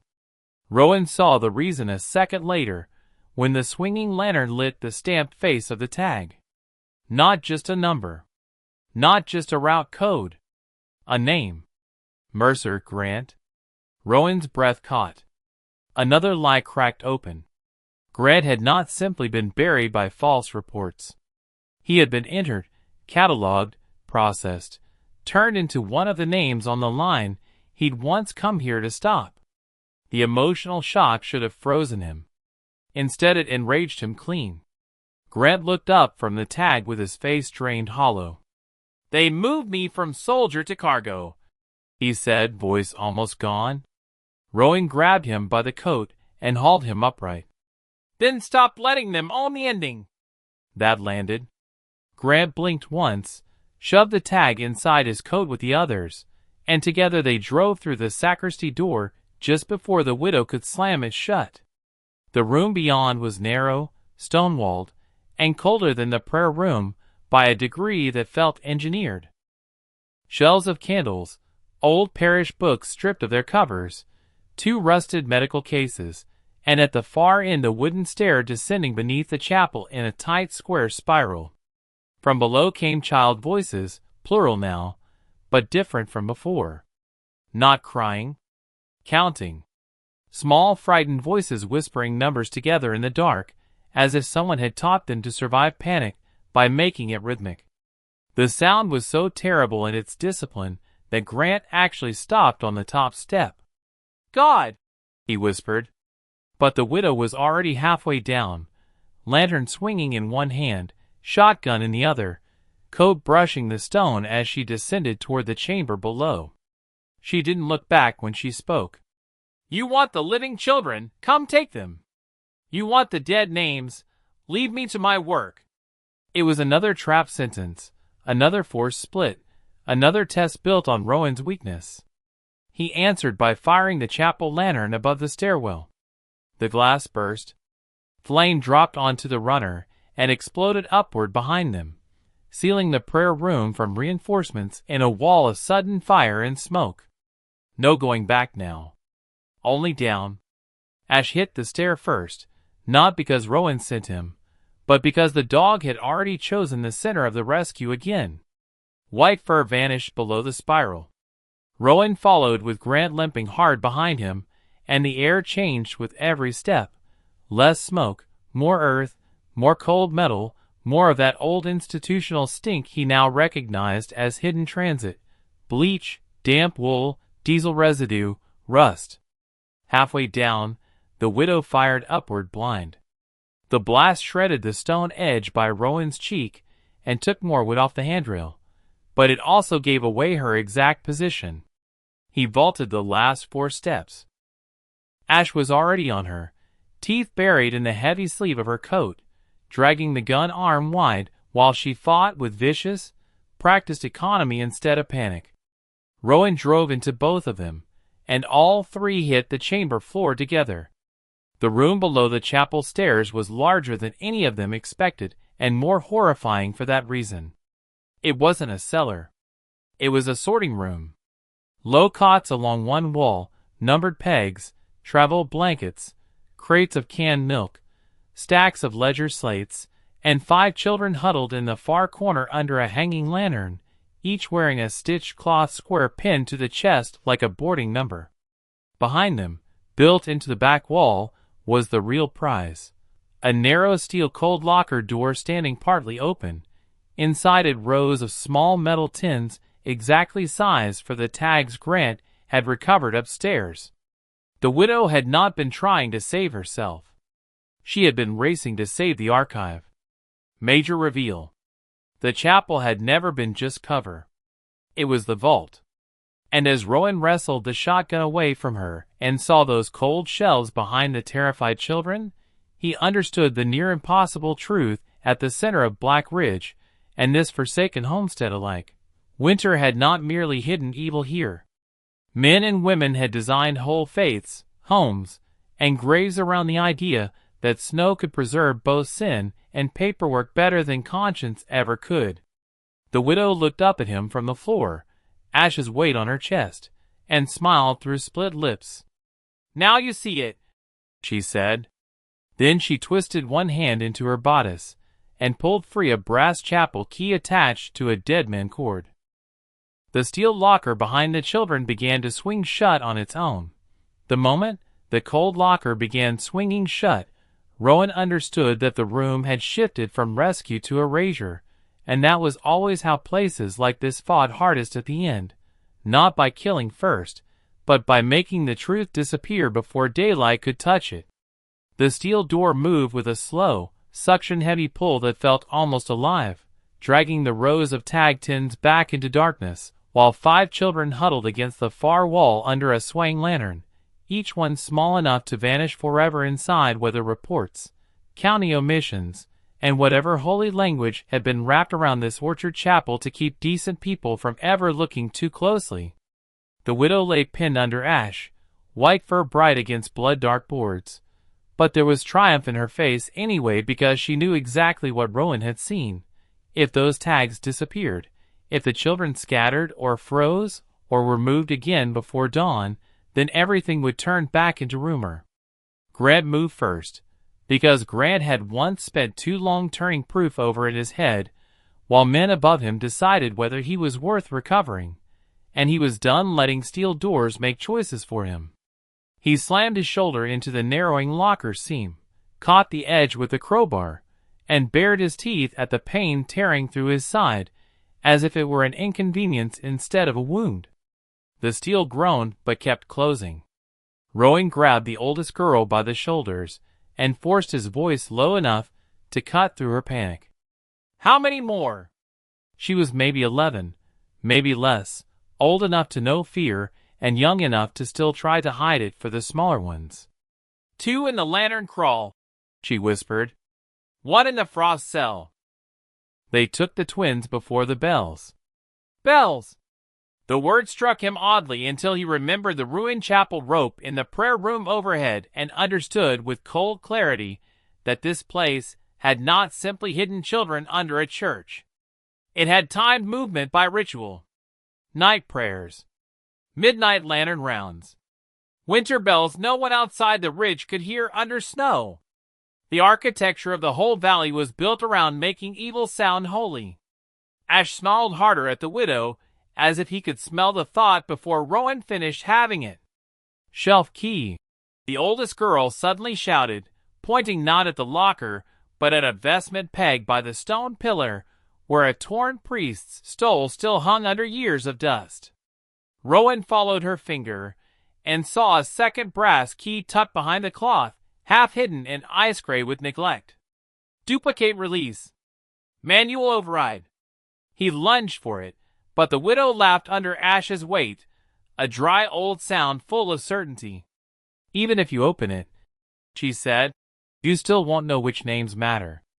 Rowan tore the key free and turned on her so fast the motion pulled fire through his wounded shoulder. Every name matters. He jammed the key into the side slot of the locker housing. For one sickening second nothing happened. Then the locked teeth inside hesitated with a grinding metallic cough, and Grant used the pause like a drowning man uses air. He drove the crowbar down, muscles jumping, blood dripping from his sleeve to the floor, and forced the seam wide enough to get one hand inside. He began hurling tins out in desperate armfuls. They hit the floor in silver and brass bursts, clattering over old planks, skidding under cots, bouncing against the chapel wall like coins from a broken grave. One popped open when it struck the leg of a stool, and a neat stack of stamped identity tags spilled into the lantern glow. Rowan saw numbers first, then route marks, then names. Mercer Ellen, Hale Grant, Bishop Miriam, Vance Emily, Vance Mila, another Vance he had never heard. Another two Mercer names Grant might have known as children. The room reeled. This was not only a trafficking ledger. It was lineage. Families cataloged, split, transferred, hidden, bred into routes like blood could be turned into inventory and still keep its silence. Grant saw the same realization as he emptied the locker, and it broke whatever little distance he had left between rage and panic. They weren't just moving kids, he said, voice raw now. They were preserving lines. The widow looked up through the dog's white hackles and blood-wet teeth, and for the first time her calm cracked enough to show what lived beneath it. Not madness, not greed, but belief. Winter remembers what the courts forget, she said. Someone had to keep account. Rowan had heard confessions from men dying in dust and women laughing through interrogations. But that sentence chilled him more than any of them because it was how true monsters thought of themselves, not as destroyers, but as keepers. He nearly hit her then, nearly let fury shorten the room, but the small boy nearest the wall let out a frightened sob and clutched the hand of the littlest girl hard enough to hurt her, and that sound pulled Rowan back into the only job that mattered. Grant, he snapped, bag the archive. All of it. Nothing stays. Grant stripped the cloth altar runner from the table, turned it into a sack with shaking hands, and began shoveling tins and loose tags into it, while Rowan moved to the children, dropping to one knee, so he did not tower over them with blood on his sleeve and a shotgun on his back. Listen to me, he said. You move when Ash moves. If he stops, you stop. If I say run, you don't look back. The little one stared at him with the haunted, disciplined attentiveness of children taught to survive by obeying without understanding. The oldest girl nodded first. That mattered. Leaders in small bodies mattered. Ash solved the rest the way he always did. He shifted just enough to touch each child in turn with his nose without taking his eyes off the widow. Counted them. Claimed them. Told them, in the simple language dogs speak better than soldiers, that they were not alone in the room anymore. That gave Rowan seconds, and seconds were everything. He heard Grant sucking air through his teeth behind him, heard the cloth sack scrape full across the floor, heard the widow's people regrouping beyond the stair chamber, shouting through smoke and chapel stone, and then a new sound cut under all of it, a chain rattle from behind the north wall, faint but rhythmic, followed by two quick taps and a third delayed one. Signal. The lantern crawl. Someone was moving children even now, while this room fought over proof. Rowan looked at the oldest girl. The twins, he said. How far? she swallowed. Lampman takes the crawl to the cistern room. Then the ice chute. If the bells ring twice, they go to the road. Near resolution twisted immediately into worse stakes. They had the archive almost secured. They had 5 children alive in front of them. They had the widow pinned. And still the route below the chapel was active. Rescue was close enough to taste, and still not enough. The widow saw Rowan understand it, and her smile returned in that cold ruined shape. "There," she said softly. "That's the split. You can save the names, or you can save the one still moving." Rowan stood, slow and deliberate now, because there are moments when the only way to keep a room from breaking you is to let it see that you will not be hurried by its cruelty. "No," he said. "That's the choice you built. I'm done living inside choices other people designed." He looked to Grant. "Can you carry the tags in these 5 to Elias?" Grant knew exactly what Rowan was really asking. "Can you walk? Can you fight if you have to? Can you keep proof alive without me?" He took one breath too many before answering, which worried Rowan more than the answer itself. "I can drag the world if I know where the ground ends." "Good enough." Rowan shifted the shotgun off his back and shoved it toward him. "Then drag this with it." Grant took the weapon, then caught Rowan's sleeve before he could turn away. For 1 second the years between them came back in full. Chapel dust, missing body, old blame, the wound of being left and the wound of leaving. "You go into that crawl alone," Grant said. "And she wins anyway." Rowan looked at Ash. The white German shepherd was still on the widow, but the dog's entire body had begun leaning toward the north wall, every instinct already stretching into the next chamber. "Not alone," Rowan said. Grant followed his gaze, and something like rough understanding passed over his face. "Then bring him back too." It was a foolish thing to say in the middle of a war room, but Rowan knew what he meant. Not just the dog. Not just the children. Bring something back alive this time. He gave one tight nod, then turned toward the north wall, where the lantern crawl waited behind him, crates and a bolted iron hatch. That was when the widow finally played her last card. She stopped fighting Ash altogether, went limp under the dog, and spoke not to Rowan, but to the oldest girl by the cot wall. "Tell him what happens in the frost cell if he's late." The child went white. Rowan felt it instantly, and hated the old woman for finding the right nerve even now. He crossed the room, crouched in front of the girl, and forced gentleness into a voice already frayed by blood and smoke. "Tell me." Her lips trembled. "They put water in the floor first," she whispered. "Then they open the outer vent. It gets cold so fast you can hear people's teeth." The smallest girl started crying again at that, and the little boy covered his own ears, as if memory were sound he could stop. Rowan's hand tightened once on the crowbar until the metal bit skin. Frost cell. More children. Time death. The widow had not only hidden them. She had designed endings. He rose, went to the north wall, and kicked the crates aside. Behind them sat the lantern crawl hatch. Low, iron-ribbed, fresh scrape marks around the bolts. Ash looked at him, then at the hatch, then back toward the children and Grant, torn now for the first time all night between 2 sets of living beings he wanted to keep in one place. Rowan knelt in front of him and pressed his forehead for one brief second against the dog's. "With me," he said. Ash chose before the sentence finished.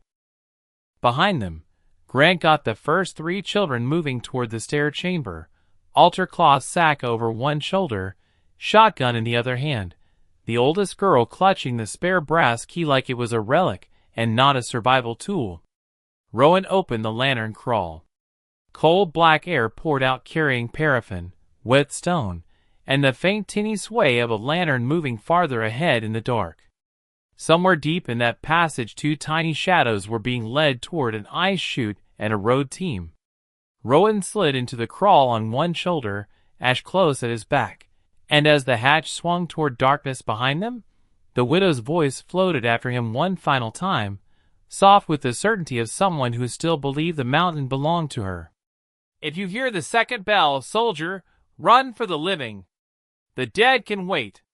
Rowan slid through the lantern crawl with Ash so close behind him the dog's breath warmed the back of his neck through the freezing dark, and the passage carried three things ahead of them in thin, cruel layers: the sway clink of a lantern hook, the weak scrape of small boots being hurried over stone, and somewhere deeper under all of it the first hollow toll of a bell beginning to ring through the orchard foundations.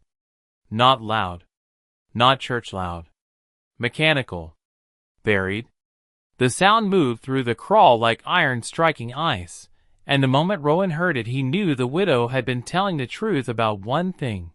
The bells were not ritual, they were a clock. He went faster. The crawl widened without warning into the cistern room, a circular stone chamber built around an old water shaft now half frozen and repurposed into a transfer pit, with one narrow ice chute cut into the north wall, and a row of iron vents feeding colder air into a barred side cell where frost already feathered white across the inside of the door. In the center of the room, under a swaying yellow lantern, stood the lamp man, lean, hooded, gloved, one hand gripping a chain looped through the wrists of two little girls tied together at the cuffs, both of them pale with cold and stumbling to keep up. They could not have been more than 7. One had lost a boot. The other kept turning her head toward the frost cell every time the bell sounded, because inside the barred room a third child was coughing in small, wet bursts that were already growing weaker. The lamp man did not see Rowan at first. Ash changed that. The white shepherd hit him low and fast, not with the wildness of rage now, but with the exact brutal economy of a working dog ending a problem before it became a death. The lantern swung madly. The chain jerked. The twins went down crying. Rowan crossed the room in 3 strides, caught the chain before it could drag them into the cistern lip, and drove the crowbar into the lamp man's forearm. When the man reached for the pistol under his coat, bone cracked. The pistol skidded into the runoff. Ash finished the rest, pinning him chest down, with a growl so deep the bell seemed to vibrate around it. Rowan dropped beside the girls, tore the chain free from the wrist loop, and said the only words that mattered fast enough to beat panic. "You're out. Stay behind the dog." But one twin pointed immediately at the frost cell with her bound hands, and whispered through chattering teeth, "Mara." Not Dr. Mara, another child named after her, or maybe only saying a familiar sound for help. It didn't matter. What mattered was the barred door frosting over faster every second, while the hidden bell kept tolling. Rowan spun toward the mechanism, and saw the shape of the choice the widow had built into the room. One iron wheel fed the ice chute gate, another fed the frost vent, and a single locking arm held both in tension. Turn one wrong, and the child in the frost cell would freeze while the chute stayed open for transport. Turn the other, and the cell might open, but the chute seals would drop, trapping anyone still beneath the chapel. Another design split. Another engineered cruelty. "No," Rowan said aloud, to the room as much as to himself. "Not this time." He looked at Ash. The dog had already read past the pin lamp man and was staring not at the machinery, but at the thick bell cable running overhead from the cistern beam through both wheel housings before vanishing back toward the chapel. One cable. One system. One pull point. Rehook. Solution hidden in the pattern. Rowan understood in a flash so clean it felt like instinct borrowed from the dog himself. He seized the fallen lantern, smashed its glass out on the stone, wrapped the wire handle around the bell cable, and jammed the crowbar through the loop as a makeshift torque bar. Then he hauled with everything left in his back and shoulders. The cable screamed. The overhead pulley seized.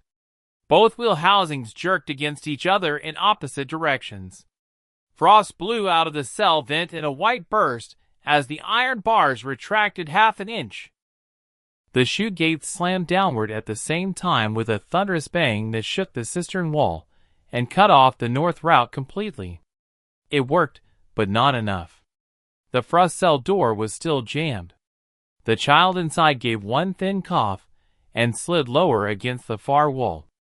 Rowan lunged for the bars, but before he reached them another shot cracked through the chamber and blew stone chips across his cheek. The widow stood in the lantern crawl entrance with smoke-black shawl, derringer gone, long rifle in both hands, and behind her, limping but alive, came one of the last lantern men from the chapel. She took in the closed chute, the twins behind Ash, the half-open frost cell, and Rowan on his knees by the bars, and all the age seemed to burn off her face at once. "You were never supposed to understand this system," she said. Rowan rose slowly, blood soaking the sleeve of his left arm, ice on his beard, crowbar still in one hand. "That's because men like you think understanding belongs to whoever built the cruelty." She almost smiled. "No, it belongs to whoever can keep using it." She fired. Ash moved first. The bullet meant for Rowan tore fur from the dog's flank as he launched, and that one near hit broke the room open. Rowan hit the rifle barrel aside with the crowbar, the shot going high into the cistern arch. The lantern man rushed him from the left. The twins screamed. The frost cell child stopped coughing. The bell kept tolling. And then Grant came through the crawl not with hesitation, but with the full ugly force of a man who had decided survival was no longer enough. He hit the lantern man's shoulder first and drove him straight into the bell post, snapping the striker arm and killing the toll in one violent impact. Silence hit the room like a blessing. Behind Grant came Elias Mercer carrying the altar sack of tags in one hand and the revolver in the other. The three earlier rescued children pushed close behind him with the oldest girl guiding them. He took one look at the widow, one look at the frost cell, and all the years inside him hardened into something final. "You froze my sister in that room," he said. It was not a question. For the first time, the widow did not answer with certainty. She answered with contempt. "Your father let Winter choose." Elias raised the revolver. "No," he said. "He let you." The shot hit the rifle stock, not the widow's chest, blowing the weapon from her hands and sending it spinning into the cistern pit. Rowan used the opening. He slammed into her, drove her back against the wheel housing, and pinned her there while Ash, bleeding now from two places, twisted free and went straight to the frost cell, clawing at the half-open bars with a desperation that made even the twins move toward him. Grant and Elias together seized the crowbar and the bell cable. "On three," Grant said. "No," Elias answered, voice breaking into something like rage and prayer together. "Now!" They pulled. The jammed bars shrieked and finally tore sideways. Cold white air burst from the cell as Rowan dropped to one knee and reached inside. The child within, a girl no older than the others, lips blue, lashes white with frost, fell into his arms like a bundle of snow-soaked cloth.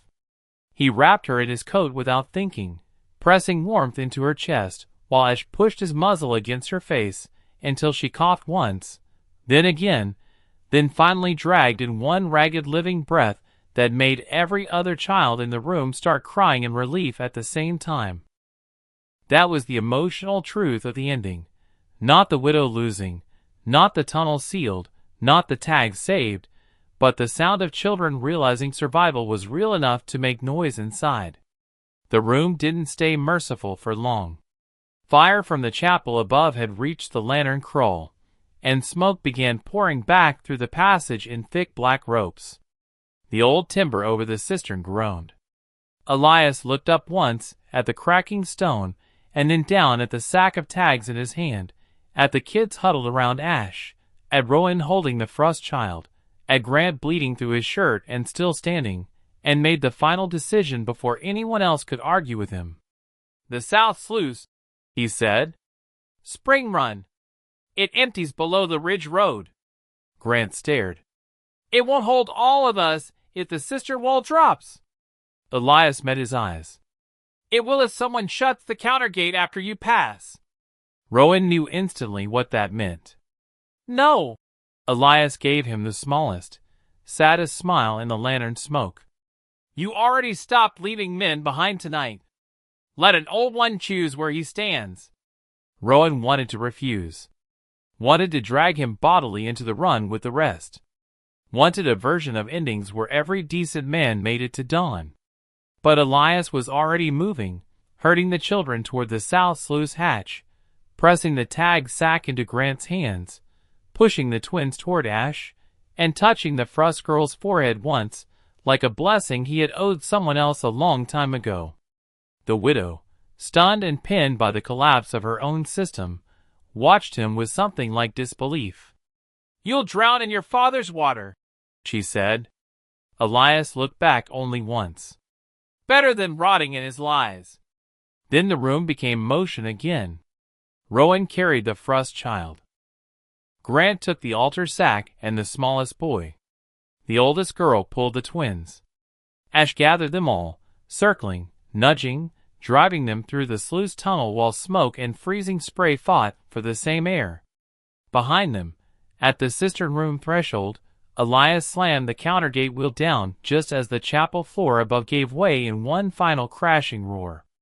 Water, fire, and stone met in a single deafening burst that shoved the survivors through the sluice on a wall of black runoff and cold dawn light. They spilled out below the ridge road in the snow as the forsaken homestead and orchard chapel above them collapsed inward together, the lantern lights going out one by one under falling timber and steam. For a long minute no one moved except Ash, who staggered from child to child counting them with his nose, blood on his flank, frost in his white fur, refusing to lie down until he had touched every living one. Then the Frost girl in Rowan's coat opened her eyes fully.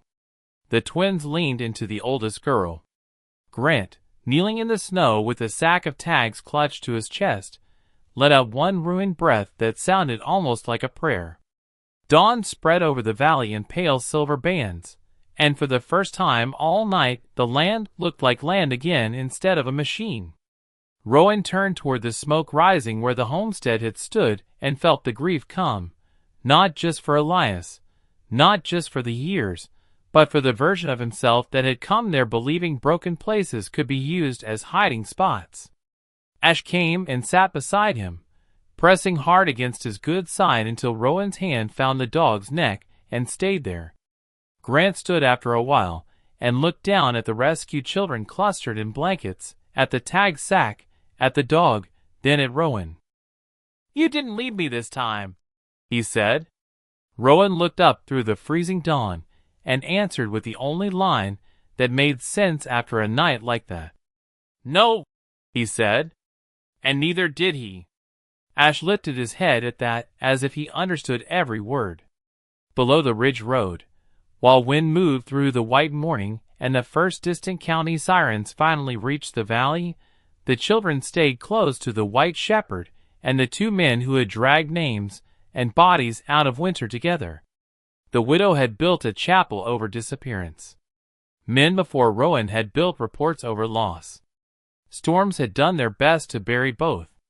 But by daylight, there were children breathing in the snow, tags warm in Grant's hands, and a broken Navy SEAL no longer mistaking isolation for safety. The forsaken place had chosen to reveal itself. Rowan had chosen not to leave. And in the pale quiet after the fire, with Ash watchful beside him and living proof gathered around them, that was enough to begin healing something winter had failed to keep.